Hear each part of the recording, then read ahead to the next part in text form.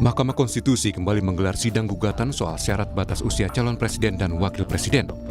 Sidang syarat usia capres-cawapres di bawah 40 tahun itu diajukan oleh mahasiswa Fakultas Hukum Universitas Nahdlatul Ulama Indonesia, Brahma Aryana. Gugatan itu bermuatan agar hanya pejabat gubernur di bawah usia 40 tahun saja yang dapat maju capres-cawapres. Artinya kepala daerah selain level gubernur yang belum berusia 40 tahun tidak dapat maju dalam ajang Pilpres.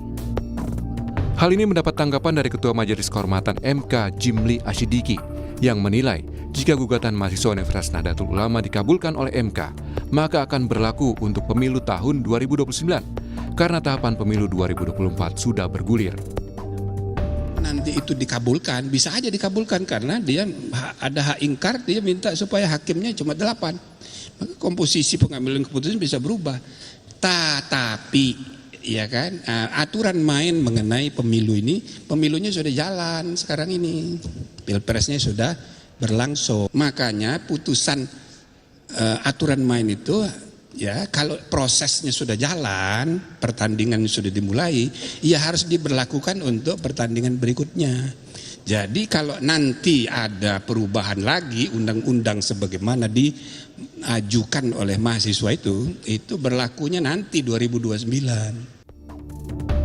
Sebelumnya, polemik putusan batas usia capres berbuntut pada pencopotan Anwar Usman sebagai ketua MK. Namun, Anwar Usman merasa sudah difitnah dan disudutkan oleh berbagai pihak. Ia menyatakan harkat dan martabatnya sebagai hakim tercoreng. Anwar juga pantang mundur sebagai hakim konstitusi. Saat ini, harkat, derajat, martabat saya sebagai hakim karir selama hampir 40 tahun dilumatkan oleh sebuah fitnah yang amat keji dan kejam. Tetapi saya tidak pernah berkecil hati dan pantang mundur dalam menegakkan hukum dan keadilan di negara tercinta. Dalam sidang perdana gugatan baru usia capres-cawapres, penggugat diminta memperbaiki permohonannya. Namun penggugat meminta majelis hakim mempercepat pembacaan putusan gugatan ini karena ingin mendapat kepastian hukum soal legitimasi pemilu pasca sanksi etik terhadap Anwar Usman. Tim Liputan, Kompas TV. Lebih jelas, apa sebenarnya harapan penggugat yang meminta Mahkamah Konstitusi menyidangkan lagi soal batas usia capres-cawapres? Lalu apa dampak dari politik putusan MK sebelumnya dikaitkan dengan pencopotan Anwar Usman sebagai Ketua MK? Saat ini kita sudah bersama dengan kuasa hukum penggugat batas usia capres-cawapres, sudah ada Victor Santoso Tandiasa. Selamat pagi. Selamat pagi. Mas Victor. Selamat pagi. Oke, selain di studio juga ada narasumber kita melalui sambungan Zoom. Ada ahli hukum tata negara Universitas Andalas, sudah ada Mas Ferry Amsari dan juga pengamat politik Indonesia Political Review, Kang Ujang Komarudin. Selamat pagi, Mas Ferry, Kang Ujang. Selamat pagi Mbak Disti, Bang Victor, Bang Ferry. Bang Ujang, Bang Victor. Oke, untuk pertanyaan pertama saya langsung ke Mas Victor dulu. Mas Victor, jadi sebenarnya gugatannya itu betulkah bisa menjadi capres ataupun cawapres di bawah 40 tahun dengan syarat levelnya gubernur? Seperti apa penjelasannya? Ya jadi gini, sebenarnya kan kita semua menginginkan adanya pemilu yang terlegitimasi dengan kuat, Mbak. Nah sementara kalau kita melihat putusan 90 itu jelas bisa kita katakan cacat secara prosedur. Artinya saat untuk melakukan memutus putusan itu, baik dari pemeriksaannya pun itu sudah cacat gitu, dan itu terbukti dengan putusan MK kemarin nomor 2 tahun 2023. Nah sehingga kami sebenarnya ingin membantu Mahkamah Konstitusi dan juga membuat pemilu ini menjadi terlegitimasi dengan apa? Dengan memberikan satu ruang untuk mengkoreksi putusan itu. Artinya putusan 90 ini kan diputus berdasarkan adanya intervensi kekuasaan, dan itu memang diakui oleh putusan MK bahwa ada ketua MK pada saat itu membuka ruang terjadi intervensi dari luar. Nah sehingga kami sebenarnya menghendaki ada putusan yang benar-benar sesuai dengan hati nurani hakim tersebut untuk memutus. Salah satunya? Salah satunya putusan 141 inilah kita menginginkan ruang itu. Jadi kita menginginkan agar putusan 90 itu kemudian dikoreksi ulang melalui perkara 141 kita. Nah, kenapa? Karena kalau kita melihat dalam konteks seperti tadi pertanyaan Mbak Aristy tadi, kenapa kita kemudian minta pada level gubernur? Karena seharusnya memang itu yang termuat dalam amar putusannya. Kalau kita melihat dari sisi komposisi hakim, itu kan jelas sekali. Ada 5 hakim yang mengabulkan, 3 itu tidak menolak gubernur, tapi menambahkan jabatan pemilu, DPR sampai DPRD, dan juga wali kota. Sementara yang 2 tidak setuju dengan dua jabatan itu. Dan jabatan pemilu dan wali kota nggak setuju, hanya setuju gubernur. Artinya kalau mau melengkapi 5 suara terbanyak untuk bisa menjadi amar putusan, maka seharusnya yang lengkap adalah yang gubernur, bukan yang wali kota dan juga jabatan pemilu. Gitu. Bayangkan kalau jabatan pemilu bahkan 21 tahun bisa menjadi capres dan cawapres.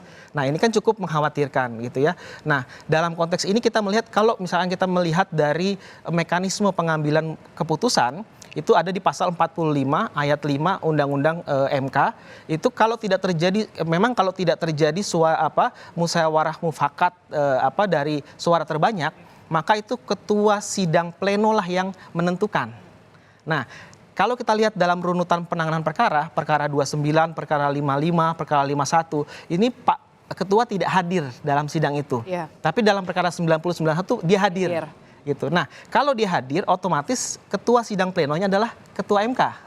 Nah, sehingga itulah yang kemudian bisa ditarik dari kesimpulannya adanya konflik kepentingan, adanya intervensi dari pihak luar. Inilah yang kemudian menguatkan bahwa pengambilan keputusan yang menjadi amar saat di dalam putusan 90 adalah karena adanya dua hal tersebut. Gitu. Oke, termasuk juga terbaru adalah informasinya harus diperbaiki, betul? Iya. Apa yang perlu diperbaiki kembali? Baik dari proses persidangannya pun sebenarnya harus diperbaiki kembali, makanya kita melakukan proses pengujian ulang. Jadi kalau kita melihat dalam Undang-Undang Kekuasaan Kehakiman, di mana MK juga menjadi bagian dari pelaku kekuasaan kehakiman, di pasal 17 itu jelas kalau seandainya terjadi suatu putusan yang ada konflik kepentingan di dalamnya, maka itu batal demi hukum. Nah, masalahnya untuk menyatakan batal demi hukum kan harus ada lembaganya. Tidak bisa serta-merta publik mengatakan batal demi hukum. Harus ada lembaga yang menyatakan. Sehingga dengan adanya perkara 141 ini, inilah yang kemudian nanti akan menjadi satu putusan yang bisa menyatakan bahwa putusan 90 itu dinyatakan batal dan kemudian yang berlaku adalah yang putusan 141. Sehingga proses penyelenggaraan pemilu ini menjadi terlegitimasi. Karena putusan 90 ini kan telah melahirkan PKPU nomor 23 tahun 2023. Nah, ini yang dijadikan dasar untuk syarat pencapresan. Kalau ini kemudian dasarnya cacat, maka pemilihnya akan menjadi cacat hukum. Gitu. Oke, saya langsung ke Mas Ferry. Mas Ferry, kalau melihat tadi tayangan berita sebelum kita dialog, Pak Jimli Asyidiki mengatakan kalau memang ada pengkoreksian soal putusan 90, kemudian putusan 90 yang baru ini akan diberlakukan di tahun 2029, bukan pemilu di 2024. Sebenarnya apakah mungkin ini berlaku di 2024? Jadi saya pikir pendapat Prof. Jimli itu tidak merepresentasikan Majelis Kehormatan Mahkamah Konstitusi. Karena kalau MK dia tidak akan mencampuri urusan Mahkamah Konstitusi baik di internal MK maupun sifatnya berupa putusan. Pernyataan beliau itu tidak relevan karena mengandung seolah-olah putusan MK itu harus diberlakukan ke depan atau di pemilu berikutnya. Karena bukan begitu alasannya. Kalau tahapan pemilu sudah berlangsung, sudah hampir 8 bulan lebih tahapan pemilu itu berlangsung. Putusan 90 dijatuhkan juga saat tahapan pemilu berlangsung. Tapi kalau alasannya dikatakan Prof. Jimli adalah dikhawatirkan bisa menimbulkan kekacauan pemilu. Menurut Anda sense? Kalau putusan 90 lebih kacau lagi dalam tahapan pemilu. Jadi tidak relevan alasan beliau itu karena bukankah MK dibentuk untuk memperbaiki kekacauan yang ditimbulkan putusan 90. Nah, sekarang setelah terbukti adanya pelanggaran hukum berat, maka tentu ada ruang bagi kita untuk memperbaikinya. Benar tidak bisa serta-merta karena MK bukanlah atasan Mahkamah Konstitusi, bukan peradilan yang bisa mengatur banding. Jadi mereka tidak boleh memutus objek perkara yang ditangani MK. Lumrahnya di MK ada tradisi bahwa putusan MK yang lalu bisa diperbaiki melalui putusan MK yang baru. Ya. Nah sekarang kan yang diajukan oleh teman-teman 141 ini, Mas Victor dan teman-teman, kan berupaya menjelaskan bahwa putusan 90 itu bermasalah karena ada alasan yang baru nih, yaitu putusan MK. Nah, MK mestinya melihat bahwa putusan MK itu mengikat diri mereka, bahwa mereka telah terlibat melakukan pelanggaran etik. Kalau yang berat 1, tetapi 8 lain kan juga kena pelanggaran etik. Oke. Soal proseduralnya, soal-soal yang lain. Oke, nah, tapi menurut Oke, ya, tapi yang kemudian menjadi pertanyaan selanjutnya adalah kemudian bisakah gugatan baru ini sebenarnya diputus dengan cepat? oh iya bisa, karena kan praktiknya bisa gitu ya. Saya mau contohkan misalnya ada kasus IKTP, diputus sehari, perkaranya cuma 3 hari. Ada perkara PHPU Pileg ya, kalau IKTP itu pengujian undang-undang. Ada PHPU Pileg, baru 1 kali pendahuluan, besoknya sudah sidang putusan. Jadi kalau bicara cepat ya bisa, apalagi objeknya sudah pernah diperiksa.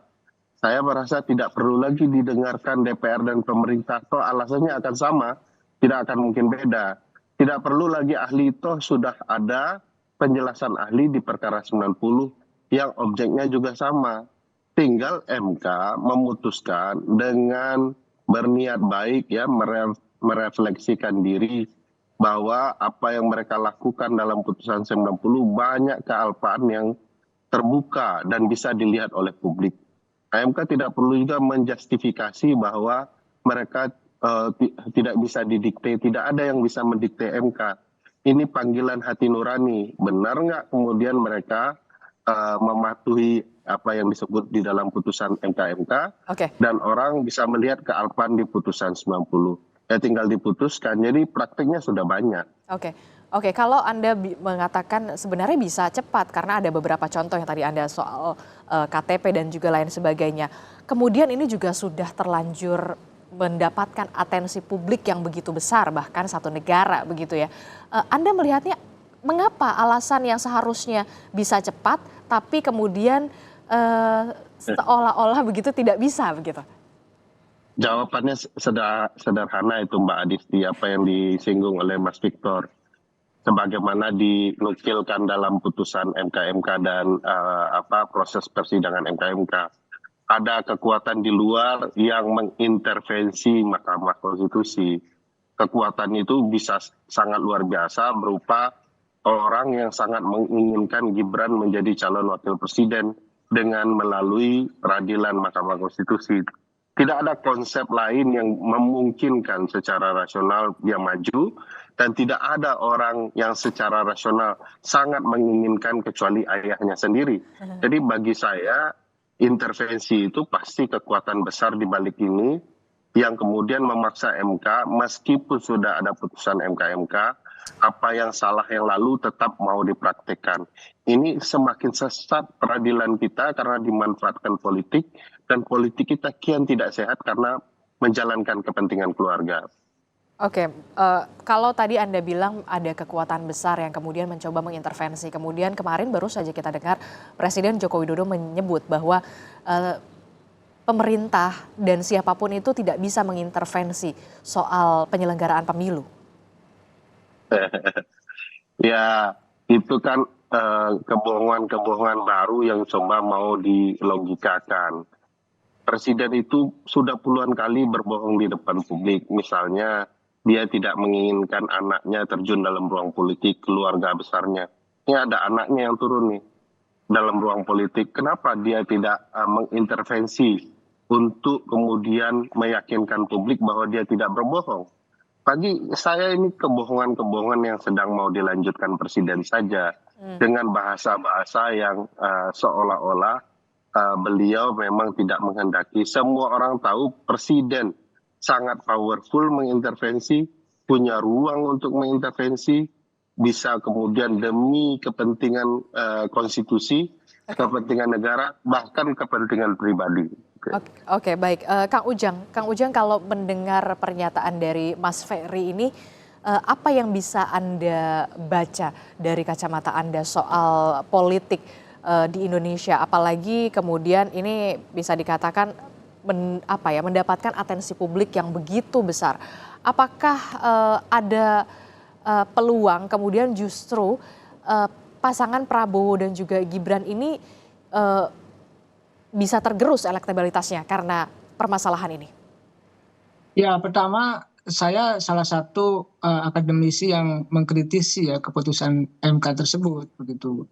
Ya memang pahit, makanya banyak pihak yang tidak setuju dengan keputusan tersebut.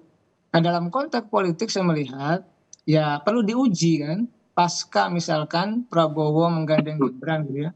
Pasca Gibran menjadi cawapresnya Prabowo, maka harus dilihat alat ujinya, parameternya gitu, indikatornya, variabelnya ya survei yang objektif. Apakah memang pasca keputusan MK tersebut survei Prabowo dengan Gibran itu naik atau turun? Ini menjadi penting.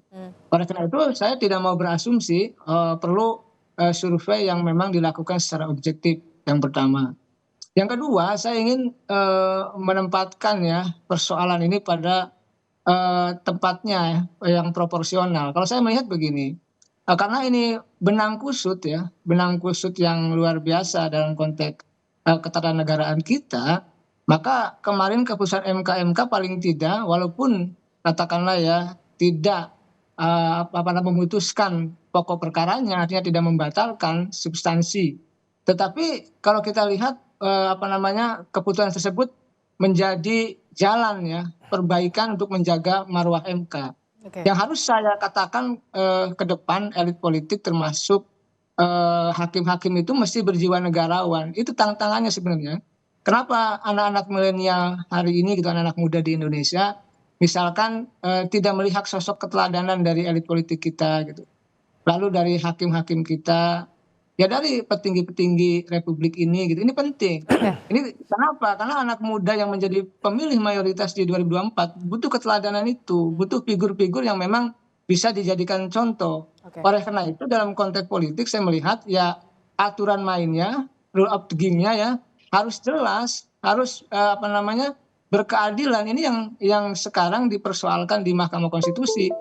Nah, saya mendukung kalau misalkan ya hakim-hakim MK itu mengevaluasi diri agar apa? Ya agar mereka semua berjiwa negarawan gitu. Artinya berjiwa negarawan itu kepentingannya untuk kepentingan bangsa dan negara, bukan untuk kepentingan pihak tertentu. Itu yang paling penting. Karena kenegarawanan itu di atas semuanya, bukan di atas kelompok, golongan atau siapapun. Oke, Anda melihat untuk dampak dari perpolitikan Indonesia seperti apa? Karena belum dimulai pemilu sudah ada persengketaan semacam ini, perselisihan semacam ini. Kemudian rakyat sudah pintar untuk menilai bagaimana kemudian bisa dikatakan mengcounter distrust ini. Ya tadi bagaimana apa yang telah diputuskan oleh MK dijalankan. Tentu tidak menyenangkan pihak tertentu dan tidak menyenangkan semua orang. Tetapi itu jalan yang terbaik bagi saya ya, bagi kita semua untuk melihat menjaga marwah MK itu. Kalau misalkan MK-nya tidak bisa tidak bisa kredibel ya, tidak bisa menjaga integritas dan profesionalisme, maka persoalan produk-produk hukum yang dihasilkan itu legitimasinya akan rendah. Masyarakat tidak akan percaya. Oleh karena itu dalam konteks pemilu ya, dalam konteks politik itu kan butuh kepastian hukum. Butuh regulasi yang jelas gitu. Ya saya kembali Mbak ke persoalan MK ini ya, soal gugatan Mas Victor ya temannya gitu. Ya saya ikuti betul hari Rabu yang lalu gitu, bahwa memang kan ada revisi perbaikan. Tapi persoalannya memang yang agak khawatir adalah kalau perbaikannya itu diminta di hari Selasa kalau nggak salah 21 gitu ya. Walaupun teman-teman mahasiswa ingin cepat, Mas Victor mengatakan seperti itu. Nah itu kan penetapan capres-cawapres tanggal 13. Dan pengundiannya tanggal 14. artinya sudah lewat juga dalam konteks apa namanya proses persidangan di MK tersebut gitu. Oke. Nah, oleh karena itu saya melihat gitu ya, ini berpacu dengan waktu ya, karena tadi ya kita memang ingin melihat bahwa legitimasi pemilu ini memang harus tinggi, karena itulah rasa kepercayaan. Karena Oke. kalau masyarakatnya distrust ya, tidak percaya gitu terkait dengan MK, termasuk dengan juga persoalan pemilu, ini akan menjadi persoalan, bisa menjadi konflik. Betul. Oleh karena itu untuk menjaga, untuk menghindari konflik itu ya kita harus percaya dengan penegakan hukum ke depan. Oke. Apapun keputusannya nanti ke depan itu harus kita percaya seperti itu. Oke. Mas Victor dan juga Brahma Ariana. ini kemudian apa ya, bisa dikatakan seolah-olah berburu dengan waktu, mengejar waktu. Walaupun Prof. Jimli mengatakan kemudian ketika putusan 90 ini dikoreksi, hasilnya akan seperti apa, diberlakukan di pemilu berikutnya. Itu artinya 2029. Pesimiskah Anda? Jangan dijawab dulu, tetap bersama kami di Sapa Indonesia Pagi.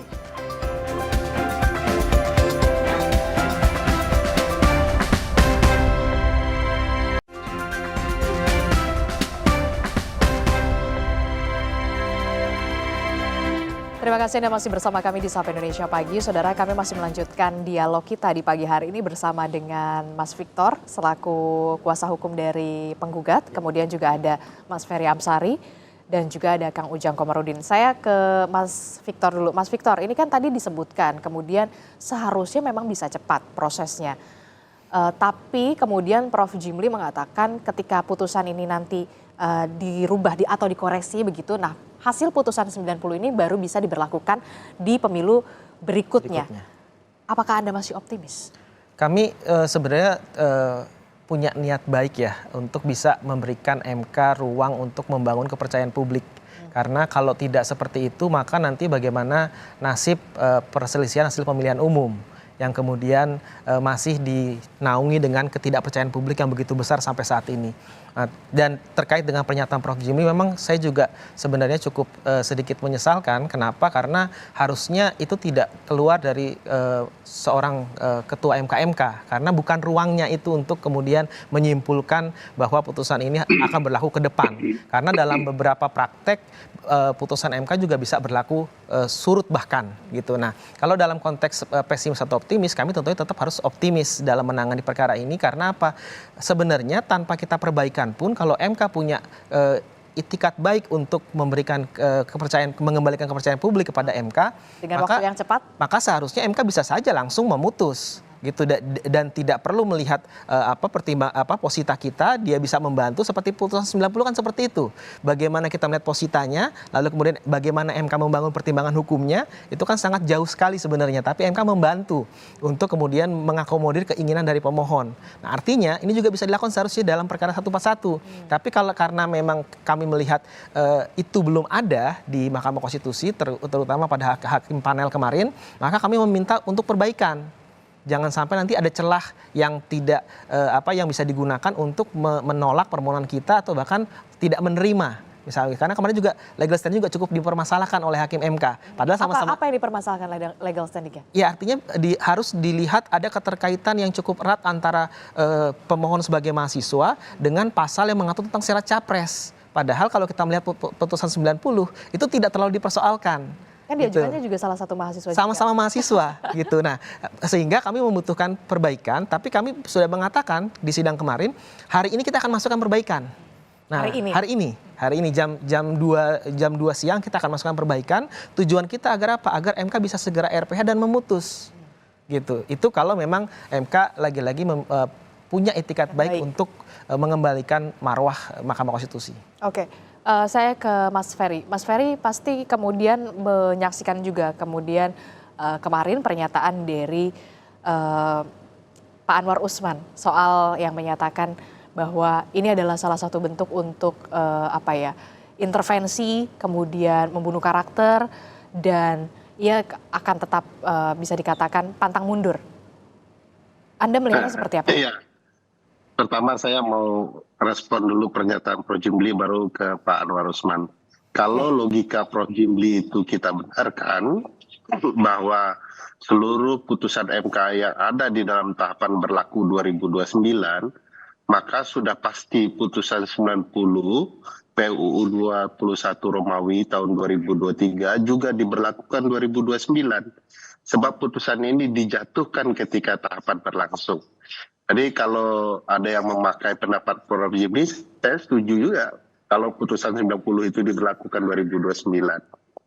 Nah, kalau soal Pak Anwar Usman, saya meyakini sederhana ya, bahwa tentu orang boleh menyampaikan curah hatinya ya, yang terdalam karena baru saja dipecat menjadi orang nomor 1 di Medan Merdeka Barat, gedung Mahkamah Keluarga menurut Google Map ya, yang menurut saya ya diperbolehkan. Tetapi ya kalau dilihat sifat negarawan, satu-satunya penyelenggara negara yang dipersyaratkan diisi oleh negarawan menurut pasal 24C Undang-Undang Dasar ya hanya hakim konstitusi.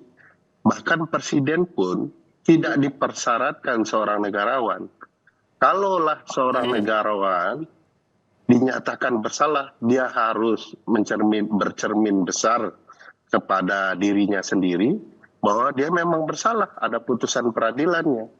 Jadi bahkan kalau saya lihat ya, kalau kemudian hakim-hakim konstitusi berupaya menunda-nunda perkara 141 ini juga bukan menunjukkan negarawan. Padahal ada maksim hukumnya ya, ada gium hukumnya. Justice delay is justice denied ya. Menunda-nunda keadilan, proses hukum adalah ketidakadilan itu sendiri. Jadi 9 orang ini akan diduga kian terpuruk ya, melakukan pelanggaran etik karena mengikuti kepentingan politik. Semakin hari semakin terlihat wajah kepentingan politik sedang mengintervensi MK. Jadi jangan sampai nanti akan ada proses MK-MK kedua melaporkan bahwa hakim konstitusi sedang menunda-menunda persidangan, termasuk apa yang sudah dilakukan Pak Anwar Usman. Boleh curhat, tetapi jangan berlebihan mengatakan bahwa putusan MK-MK itu adalah bagian dari fitnah. Itu juga pelanggaran etik baru gitu ya. Oke, walaupun memang Majelis Kehormatan MK sudah menyatakan memang ada pelanggaran etik dan terbukti melanggar etik, kemudian Anda bisa menilainya apakah budaya malu di Mahkamah Konstitusi ini sudah hilang? Ya, saya pikir begitu ya. Beberapa kali kita melihat ya bagaimana MK melakukan persidangan-persidangan yang menunjukkan tidak konsistennya MK ya. Dalam putusan-putusannya terdahulu, maka orang kemudian menuding MK punya kepentingan politik luar biasa, dan hari ini kita makin melihat wajah tak etisnya Hakim MK dalam berbagai tindakan. Sebagai mantan ketua MK ya harusnya Pak Anwar Usman ketika katakanlah ya dilanda masalah begini, ya beliau harus menunjukkan sikap negarawannya. Dengan kemudian sangat legowo menerima apa yang sedang terjadi. Bahkan kalau mau dirunut betul ya putusan MK-MK ini kan sedikit menguntungkan beliau. Beliau masih berada menjadi hakim konstitusi dengan berbagai pertimbangan ya untuk mencegah tidak rumitnya masalah. Tetapi sikap kemudian menentang, menuduh fitnah itu bagi saya agak konyol ya di tengah publik melihat nyata sekali relasi kekeluargaannya antara dia dan Gibran. Kalaupun dia mau mengatakan ini fitnah, maka tentu tudingan itu sebenarnya sudah mengarah kepada dirinya sendiri. Bahwa dia sendirilah yang kemudian melakukan fitnah-fitnah, terutama bagi konstitusi kita yang ada dan tegas jelas di dalam Undang-Undang Dasar bahwa penyelenggaraan negara itu harus, terutama kekuasaan kehakiman harus merdeka. Nah yang kemudian juga itu satu permasalahan yang bisa dikatakan lain begitu. Nah kalau bisa dikatakan putusan ini 90 bisa diberlakukan di 2029, berarti bukan di pemilu 2024. Lantas kemudian what's next? Bagaimana selanjutnya? apa yang bisa dilakukan oleh bisa dikatakan sejumlah pihak yang masih mencari keadilan? Apakah akan menggugat di PT UN dengan objek yang berbeda atau seperti apa langkah selanjutnya? Iya, banyak ruang ya untuk memperjuangkan keadilan. Tetapi bagi saya KPU kalau kemudian mematuhi putusan MK dan melihat putusan MK mestinya punya kebijaksanaan tersendiri. Tapi mungkinkah itu dilakukan? Ya, beberapa waktu yang lalu ada perdebatan juga soal putusan MK terkait perkara kasus seorang koruptor ya, atau tindak pidana yang dilarang untuk mencalonkan sampai 1 periode pemilu berikutnya. Akhirnya setelah didesak publik untuk patuh, KPU menjalankan. Jadi kalau KPU konsisten menjalankan kepentingan publik, mestinya ya KPU mengabaikan putusan 90 karena terbukti putusan itu dijatuhkan karena melanggar etik, agar kemudian perdebatan konstitusional mengenai calon wakil presiden kita yang merupakan anak presiden bisa terhindari dan kita betul-betul menghadapi pemilu dengan baik. Oke, tapi ini kan bukan upaya untuk menghalangi Mas Gibran ya, ini upaya untuk menegakkan nilai-nilai konstitusional. Tapi kan kalau dibilang katanya putusan MK ini final dan mengikat, apakah mungkin dilakukan oleh KPU? Makanya saya menjelaskan bahwa memang di dalam putusan pasal 24C Undang-Undang Dasar dan pasal 10 Undang-Undang MK ini final penjelasannya menyebut binding begitu ya. Tetapi ada tradisi di MK berbagai putusannya yang dianggap salah itu diperbaiki oleh putusan yang baru. Jadi ini kesempatan MK, betul Mas Victor, menurut saya ini kesempatan penting bagi MK mengembalikan marwahnya dengan memperbaiki putusan 90 melalui putusan 141. Kalau kesempatan ini hilang, ini kehilangan momentum, orang akan memindahkan ya relasi dinasti politik yang awalnya antara keluarga Jokowi dan Anwar Usman, sekarang dengan keluarga Jokowi dan Mahkamah Konstitusi secara menyeluruh. Jadi bagi saya hakim-hakim konstitusi juga mestinya bijaksana dan tidak takut intervensi siapapun. Jangan kalau kepada warga negara biasa seperti Mas Victor diketatkan legal standingnya, tetapi kepada orang yang berkaitan dengan kepentingan keluarga presiden dilepaskan legal standingnya.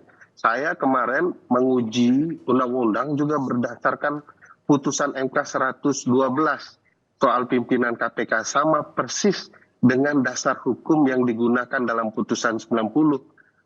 Nah, pertanyaan besarnya kenapa kami publik dimintakan buktikan bahwa telah terjadi ketidakadilan yang tidak dapat ditoleransi sehingga MK bisa memutuskan perkara open legal policy. Dimintakan kepada saya. Padahal apa itu ketidakadilan yang tidak dapat ditoleransi dalam perkara pemilu? Hampir bisa dikatakan tidak ada. Kalau ketidakadilan tentu mungkin ada, tapi yang tidak dapat ditoleransi. Padahal batasan-batasan hak itu ditentukan Undang-Undang Dasar. Begitu untuk anak Jokowi tidak dimintakan pemohon untuk membuktikan apakah dengan adanya syarat pencalonan jadi calon presiden dan calon wakil presiden telah timbul ketidakadilan yang tidak dapat ditoleransi. Jadi MK sudah bertindak tidak adil dalam berbagai putusan terhadap masyarakat luas. Nah, sekarang mereka ulangi lagi dengan Victor dan teman-teman gitu ya. Jadi Anda menilai ada pilih kasih di situ? Oh iya, ini sudah dari awal pilih kasih. Kalau kemarin mereka menerapkan satu legal standing yang ketat, harus membuktikan telah terjadi ketidakadilan yang tidak dapat ditoleransi, nggak akan naik perkara ini. Saya yakin mereka tidak akan memutuskan ini karena ada berbagai konflik kepentingan. Dan paling diingat, tahapan sudah berlangsung. Kok tiba-tiba ketentuan aturan main diubah? Jadi ini jelas-jelas ketidakadilan itu sendiri berdasarkan putusan MK. Oke. Terakhir ke Kang Ujang. Kang Ujang, apa yang bisa terjadi dalam perpolitikan di Indonesia kalau misalkan sebelum pemilu saja sudah begini? Bagaimana kemudian nanti hasil pemilunya, hasil pilpresnya. Anda membaca kemudian ada distrust dari sejumlah pihak dan juga rakyat menurut Anda? Iya, ini yang kita khawatirkan ya.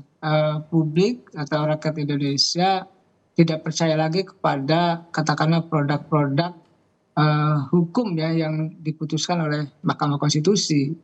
Karena kita tahu bahwa MK itu bukan hanya menangani perkara soal perkara 90 saja, tetapi kan nanti ada sengketa pemilu yang akan diputus juga di 2024 nanti. Nah, kalau nanti sengketa pemilu misalkan terkait dengan capres cawapres, terkait dengan pemilu legislatif,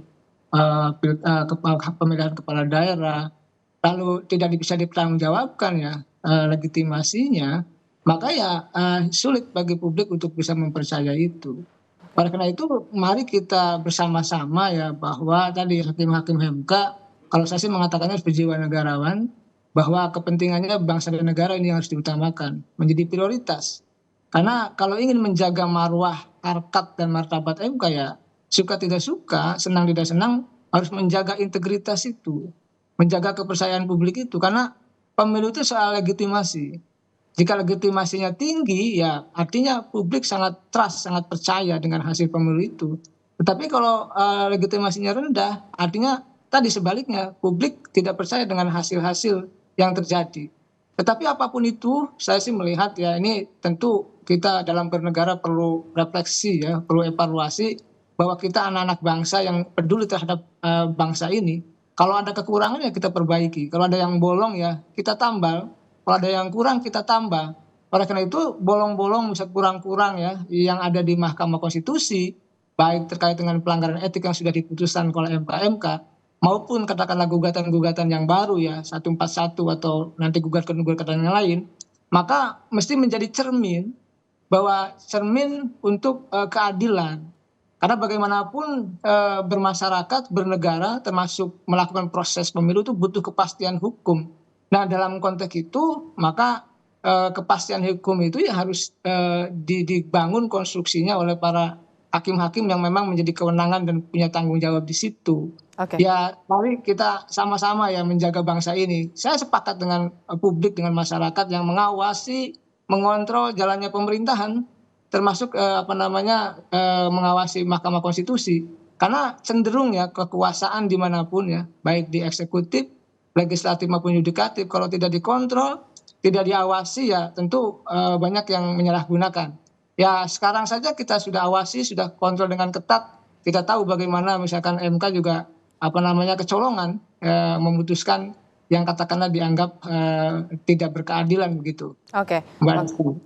Ya, optimis itu, harapan itu selalu digantungkan setinggi-tingginya, walaupun memang kita bisa melihat rakyat ini sudah pintar, mana yang tahu, mana yang baik dan juga mana yang buruk. Itulah yang kemudian harus di-underline. Terakhir, Mas Victor, hari ini di pukul berapa akan rencananya ke Mahkamah Konstitusi untuk menyerahkan hasil perbaikan? Ya, loket penerimaan itu kan tutup jam 3. Jadi kami jam 2 sudah akan mendaftarkan perbaikan permohonan gitu. Oke, harapannya? Ya harapan kami sebenarnya ketika kami sudah masukkan permohonan dan MK bisa segera meng-RPH-kan dan bisa langsung juga memutus agar bisa kembali memberikan kepercayaan kepada publik, dan yang terpenting dasar hukum pemilu kita itu menjadi terlegitimasi dengan adanya putusan yang memang dihasilkan tidak dengan adanya intervensi kekuasaan di dalamnya gitu. Karena kami berharap jangan sampai nanti di pemilu perselisihan hasil pemilihan umum di 2024, karena semua penyelenggaraan pemilu baik pileg maupun pilpres pasti akan berakhir di MK. Nah, jangan sampai ketika itu masuk pada momen itu, lalu kemudian masyarakat bahkan para pencari keadilan tidak percaya terhadap MK karena adanya putusan 90 ini. Nah, termasuk juga dampak-dampak gugatan-gugatan terhadap penyelenggaraan pemilu, baik itu ke Petun. Hari ini sudah ada 2 gugatan yang masuk ke pengadilan negeri, gugatan PMH, baik itu kepada penyelenggara pemilu KPU, juga kepada 9 hakim MK. Gitu. Nah ini kita harapkan jangan sampai ini kemudian terus berlanjut. Oke, yang jelas kalau bisa dikatakan kalau ingin hasilnya baik maka mulailah dengan proses yang baik. Baik, terima kasih salah satu kuasa hukum penggugat dari batas usia Capres Cawapres, Mas Victor Santoso Tandiasa telah bergabung bersama kami, dan juga ahli hukum tata negara Universitas Andalas, Mas Ferry Amsari. Terima kasih, dan juga ada pengamat politik Indonesia Political Review, Kang Ujang Komarudin. Selamat pagi, sehat-sehat selalu. Selamat pagi, makasih Mbak Desi. Terima kasih Bang Ferry, Mas Ujang. Saudara, informasi lain yang juga akan hadir di Sapa Indonesia Pagi, usai mencopot Anwar Usman, Mahkamah Konstitusi akan menjalankan proses pemilihan